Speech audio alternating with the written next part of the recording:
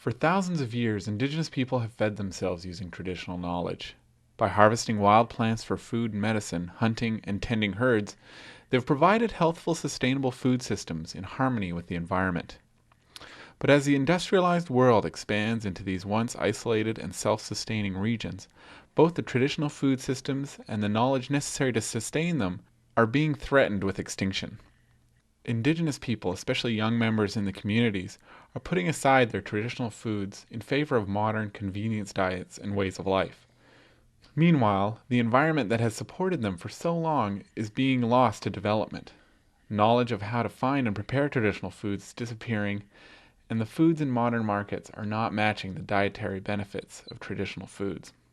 The Center for Indigenous Peoples Nutrition and Environment, known as CINE, is a collaboration of Indigenous community leaders, university researchers, and local governments.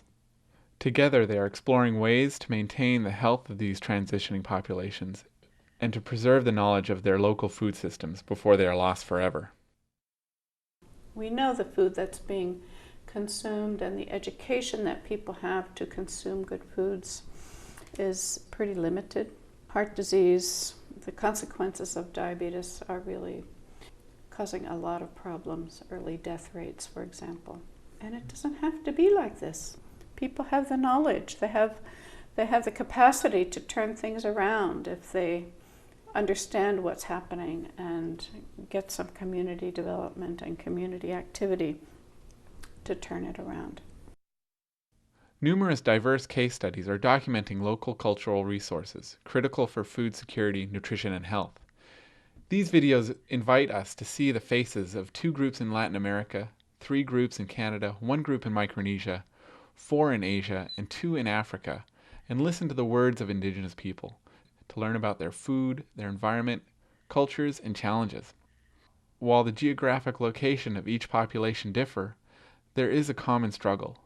They want to preserve their history, perpetuate knowledge of their traditional food systems, and partner with modern society.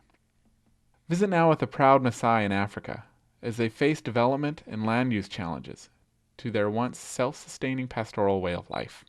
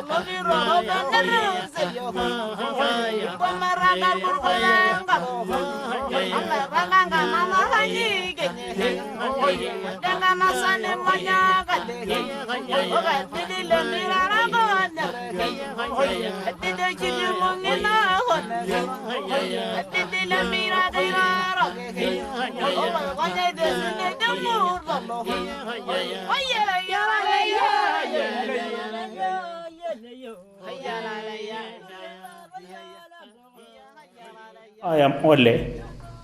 Ole Simel is my name. I come from Africa. But again, I come from East Africa. I narrow further, I come from Kenya as a country, one of the 3 countries in East Africa. What we are trying to do is, I think what the project will at the end of the day to do, apart from analyzing the nutritional content of these traditional foods, but also to disseminate the same information to the community. Because of colonization in many parts of the world, people have been colonized mentally, and they hate themselves, and they hate all they belong to them. This study will assist to document and to disseminate the same information to the local people, because once the local people are aware that their traditional food have these nutrients and important to the body, I'm sure they'll change that kind of attitude.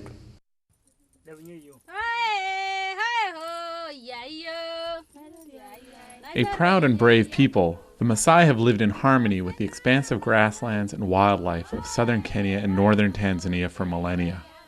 Some 500,000 strong, they have maintained an excellent level of health by relying solely on their carefully nurtured herds of cattle, goat and sheep, and on the wild plants that grow in this semi-arid savanna. Once free to roam at will, these semi-nomadic peoples followed their herds in a seasonal rotation between the semi-arid lowlands and humid uplands of the Great Rift Valley. Tall and thin, they have the ideal physique for walking the many miles needed to get to good pasture and water. Their life has always been a delicate balance between the bounties and the challenges of their hot, dry climate. Almost all of their needs come from the products of their animals. Milk, blood, and meat are staples for their diet. Skins are used for sleeping mats, and dung is used to pack the walls of their huts. The Maasai are also known for their beautiful jewelry, in which cow bones are incorporated into these ornaments. To the Maasai, the herd is everything. In recent years, the Maasai community of Nkarian has been facing increasing challenges to maintain their traditional foods and lifestyles. Living in the Rift Valley, only 70 kilometers from Nairobi, and its constantly growing urban boundaries, land pressures, global warming, and poverty are all forcing them towards a conventional lifestyle that is compromising their health and well-being. Not only are the youth forgetting their traditional foods and medicines, but the foods that are replacing their traditions are not as healthy and lead to more frequent disease and malnutrition. As little as 100 years ago, the Maasai flourished and were highly regarded. They now find themselves marginalized and impoverished in a quickly changing world.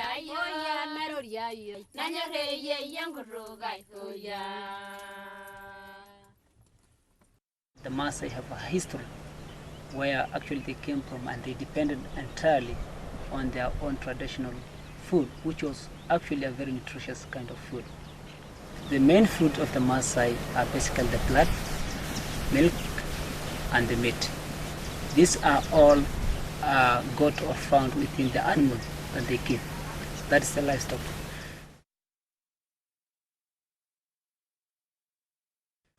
The Maasai, you don't just go hunting or looking for a cow to take the blood. You have to be specific, and you must also be able to select. And there are some factors that you need to consider before you start picking one. And then after identifying the cow, then a number of men come together. They come with a rope, tie on the leg, hold it, the head, and then put on the neck. After putting the neck, you must make sure that the vein is visible for you actually to use the arrow to stamp it, and then the blood will come out. You use the calabash to get the blood. And when you get the blood from the animal, you either take it straight away from there, as fresh as it is, but you have always to keep stirring it, otherwise it will clog. And then when it clogs, it becomes like a cake. You take it immediately to the kitchen or to the place that you are going to cook. You have milk, mix it immediately, and then you keep on stirring. Then you can pour it together and take it. And it is very nutritious. So blood is one of the strongest kind of liquid form food that we have.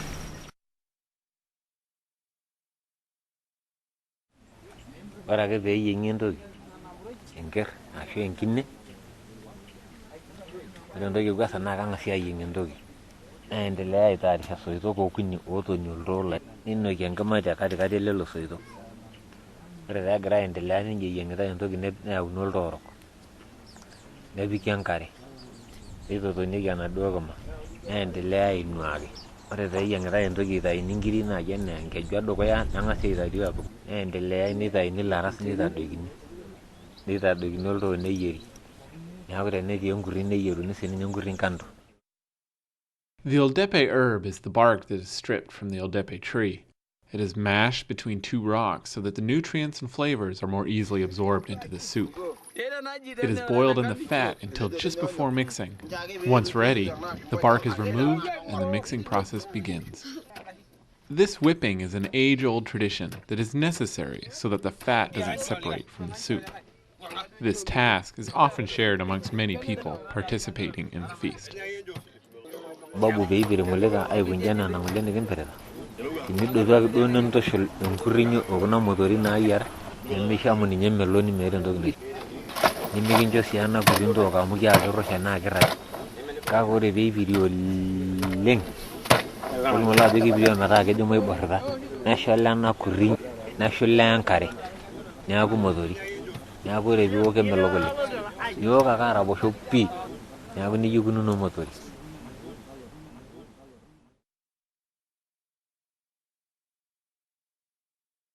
These are only a few of the traditional foods that have kept the Maasai healthy for millennia.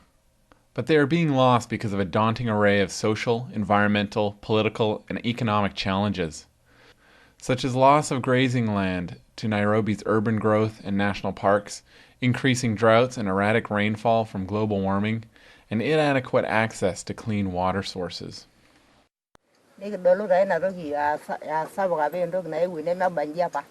Amu mebanji na shwala me wara ge apa la pabo na ba kulika nara ore na rini nyangara kutiti ore na jengara kutiti yangaji na ge shwari ra ngara kulle ni agu me ora ge fiya ga tai ni dogni na ra o kito esuma sapo na jina shwari ngara na kuye ngori yonkuruma ne ko ni ye ro ngara ni gwa ya wala lo sagara tangara ge osna we ni agu osna longi shutara yo.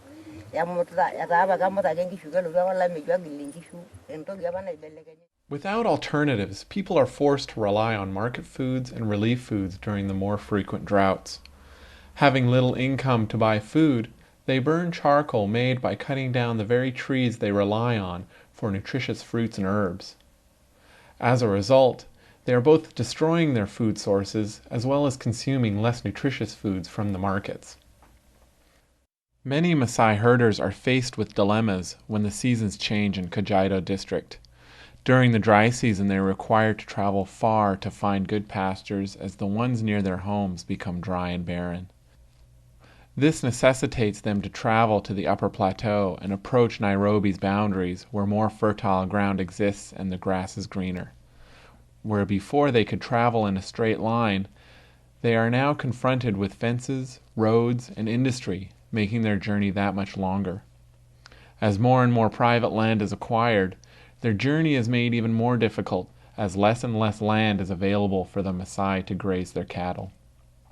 Another source of problems is adequate water catchments for the Maasai and their herds. Being forced into smaller and smaller ranges, their local water sources are maximized. These little streams and small pools are not always sanitary and often difficult to access. But we have a main problem to keep the livestock. One of the main problems is the shortage of water. And water, as you might have seen from all the parts of the area, catchment areas, actually it is very difficult for us to get water or to access.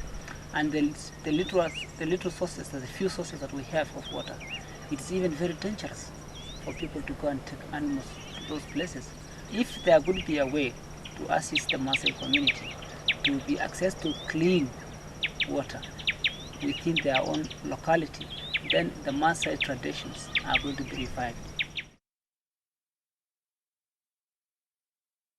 Mpido and CINE are working together because we want, as a community, as an organization, actually to know and realize what are the best nutrients, nutrition within our traditional foods. And this is why we are doing such kind of a project together, so that we can be able to have very articulate results or observations or surveys that we can base our arguments if you want to intervene. Actually, because there's a lot of intervention that we like to do within the community.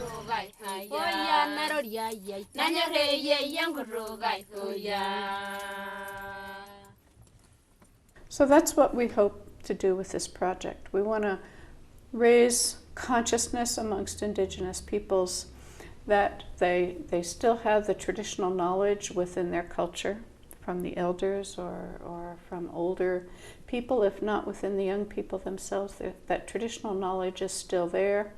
That knowledge can be used to teach people about the quality of foods that they should be consuming.